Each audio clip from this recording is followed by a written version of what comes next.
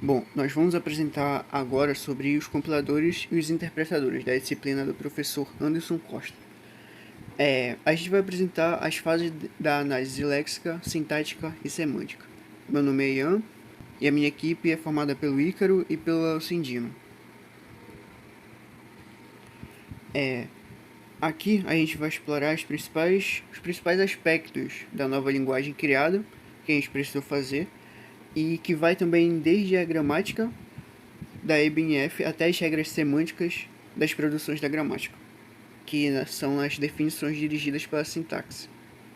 Para a gente produzir as EBNFs, a gente primeiro precisou criar a própria gramática léxica, que é o que a gente vai utilizar na nossa linguagem. A gente utilizou palavras reservadas, P1, que é possibilidade 1, P outra, que é possibilidade outra, e assim por diante, algumas palavras reservadas, para fazer loop, para mostrar na tela, para fazer ações em algumas funções. A gente também utilizou ID, que é formado pela letra, um número, uma letra, um ID e um número ID. As letras são formadas de A até Z, minúsculo, e de A até Z, maiúsculo. Os números vão de 0 a 9. A gente também tem o operador principal, que é o mais ou menos, e os outros operadores, que são multiplicação e divisão. Para sinais de comparação, a gente utilizou igual a igual, e para diferenciar, a gente utilizou o exclamação igual. Para atribuição, a gente utilizou só um igual. Para montar algumas estruturas, que são símbolos especiais, a gente utilizou o abre e fecha parênteses, o abre e fecha chaves, o ponto e vírgula, que é quando a gente vai finalizar um comando, e uma vírgula, caso a gente queira fazer outros tipos de comparação. Para a gente fazer um comentário, a gente vai colocar duas barras, ou a gente vai abrir um asterisco barra e um barra invertida asterisco para fechar. A EBNF da nossa gramática, a gente utilizar o alfabeto, que são as letras que vão de A a Z minúsculo e de A a Z maiúsculo. A gente utilizou os dígitos, que vai de 0 a 9, e na EBNF de um número a gente utilizou os sinais de mais ou menos, e o número vai ser formado por um inteiro ou um float. O inteiro ele pode ser formado por mais ou menos um número ou vários números, e o float ele pode ser formado por um inteiro. Ele vai ter que ter um ponto obrigatoriamente, e ele vai ter que ter pelo menos um número depois, ou vários números após o ponto. O ID vai ser formado pelas letras, as letras que vão de A a Z, ou o ID pode ser formado por várias letras ou vários números, o que vai compor a nossa variável. E a gente define algumas estruturas como palavras reservadas, que vai desde possibilidade 1 até o p-while.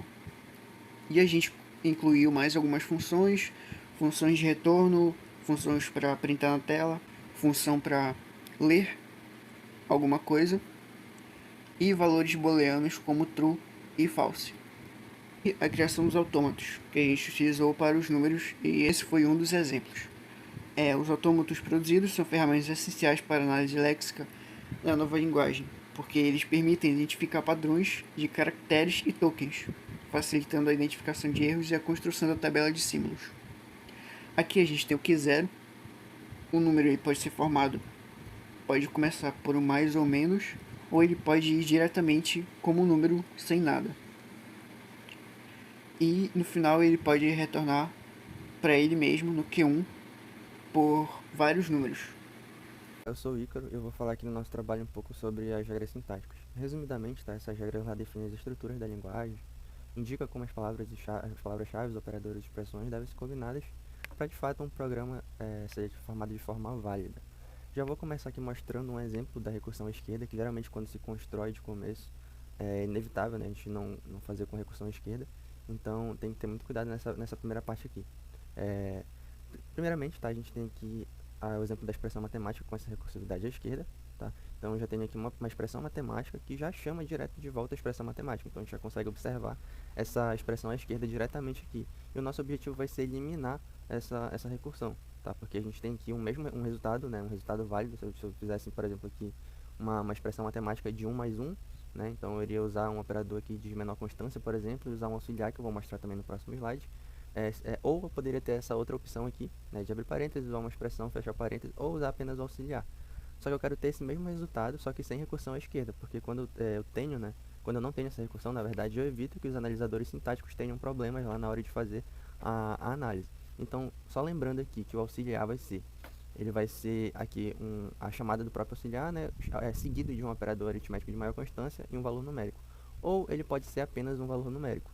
Tá? Mesma coisa que para o valor numérico. A gente tem isso daqui lá nos nossos slides passados, né? Então, só relembrando para na hora de fazer isso aqui ter como checar. Então, tenho aqui a mesma coisa para o valor numérico, para o número e para o identificador. Então, vamos direto agora para a expressão para tirar essa recursividade. O que é os passos a serem feitos? Seguidos, né? Basta eliminar tudo que está junto à esquerda dessa recursão. Então, a gente tem aqui no slide passado a expressão matemática, a gente tirou toda essa parte, né? E vai colocar isso à direita, né? Então a gente vai abrir parênteses aqui, fechar parênteses, vai chamar de volta a expressão matemática, só que agora a gente vai chamar a expressão matemática linha e criar uma nova produção em cima dessa parte de expressão matemática linha. Então a expressão matemática linha agora ela vai poder ser um operador de aritmético de menor constância, seguido de um auxiliar ou de uma expressão matemática linha. Percebe agora que essa recursão está à direita, e isso daqui está aceito agora, porque a gente criou uma nova produção para isso, ou pode ser vazio. Então na hora de substituir isso daqui aqui, a gente não vai ter grandes problemas com a parte de analisador lá. Então, a gente retirou a recursividade à esquerda.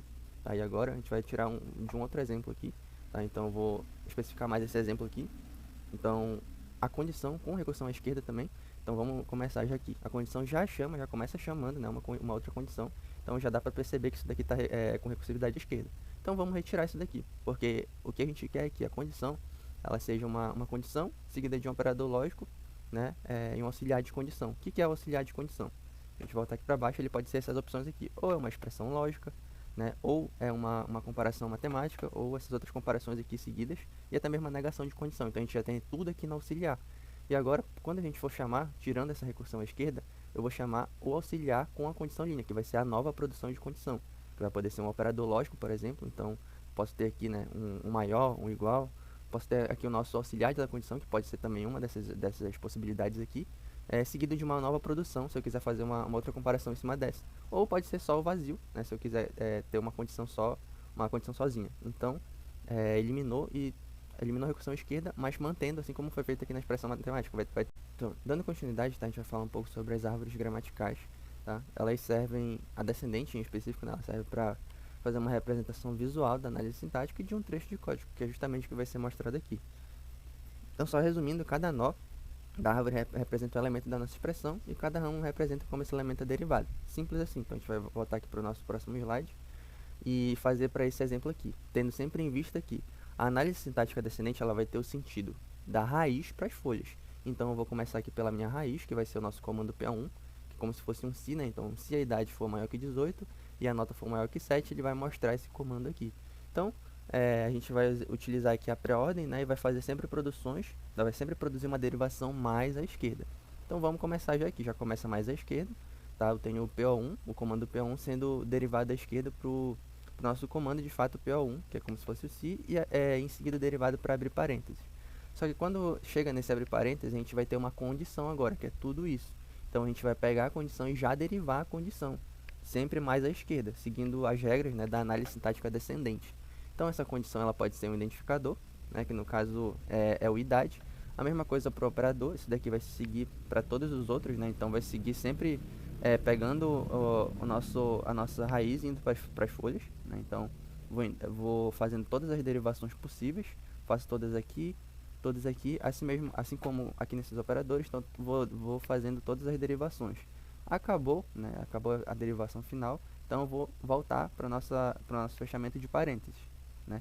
Então, porque a condição estava aqui entre eles, então derivei tudo e depois derivo isso daqui, pois sempre à esquerda, lembrando disso. Dando continuidade, a gente vai ter aqui agora o nosso comando, né? Então, a gente já vai ter essa frase de leitura final. Então, a gente vai derivando aqui, sempre à esquerda, mais uma vez, abrindo parênteses, que vai levar pro nosso P-show aqui, né? A gente já abriu a parte do início aqui com as nossas chaves. Enfim, fazendo tudo à esquerda sempre, só seguindo os passos.